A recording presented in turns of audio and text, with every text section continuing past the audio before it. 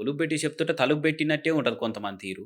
అరే! మన దేశంలో రూ. 10, రూ. 20 కాయిన్స్ ఇడతలే 20 ఏండ్లకు మీదనే అయితున్నది. అయినా గూడా చాలా మంది రూ. 10 బిళ్ళలు తీసుకునేతందుకు జంకుతుంటరు. ఎవడో పుట్టించిన ఉద్దరి పుకార్లు నమ్మి రూ. 10 కాయిన్స్ చెల్లెయ్య అని దుగ్నపోలు తీసుకునేతందుకు ఎనక ముందయితున్నారు. కొందరైతే డైరెక్ట్ చెల్లెయ్య అని చెప్తున్నారు. అసొంటోళ్ళకి ఆర్‌బీఐ గట్టి వార్నింగ్ ఇచ్చింది.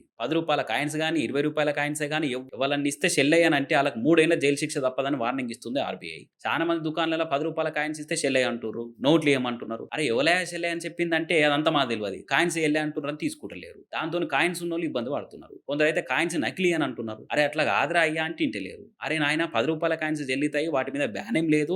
ఎక్కడైనా తీసుకోవచ్చు అని బ్యాంకోళ్ళు, ఆర్‌బీఐలు అడ్వర్టైజ్‌లు ఇస్తున్నారు. సినిమా సెలబ్రిటీలతోని చెప్పించి ప్రసారం చేస్తున్నారు. అయినా చెవిటోళ్ళ ముంగట శంఖం ఊదినట్టే అయితున్నది. ఎన్నైనా చెప్పు మేము మారమంటే మారమన్నట్టే ఉన్నది కొంతమంది జనాల తీరు.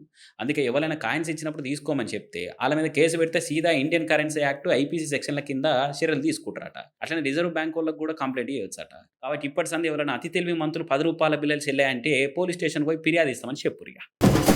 ఇదేం పామున్నది? దీనికి గూడా బండెక్కి చక్కర్లు కొట్టబుద్దయిందా ఎట్లా? ఏందో పుట్టలొచ్చి పన్నట్టు స్కూటీలో జొర్రి ఓయో రూమ్‌లో పన్నంత రిలాక్స్‌డ్‌గా బజ్జున్నదిగా పాము. గద్వాల కాడుండే ఒక అన్న స్కూటీ మీద పోతుంటే బుస్సు బుస్సుమని సౌండొచ్చిందట. ఏందిరో అని ఆపి చూస్తే పాము కనిపించిందట. గంతే బయ్య పైనున్న పానాలు ప్యాంటోళ్ళకి జారినాయి. జర్రైతే సస్తుట్రా నాయనా అని బుగులు పడి స్టాండేసి పామని మొత్తుకున్నాడు. ఇక ఓ అన్న ధైర్యం చేసి బండినంతా ఏ పార్ట్‌కి ఆ పార్ట్ ఇప్పేసిండు. లోపట జొర్రి ఆ పాము చిక్కడు దొరకడు టైప్‌లో దొరకకుండా ముప్పు తిప్పలు పెట్టింది. ఇక మొత్తానికి స్కూటీ హ్యాండిల్ దగ్గర లోపట సందులో జొర్రి దాక్కున్న పామును మెల్లగా బయటకు తీసిర్రు. అప్పుడు అంతా నిమ్మలమయ్యిర్రు. అందుకే చిత్తడి జాగాలో బండ్లు పెట్టినప్పుడు పైలం ఉండాలే. జర అటు ఇటు చూసుకొని బండి తీయాలే. లేదంటే ఇసొంటి పరిశ్రమలు తప్పయి సుమా.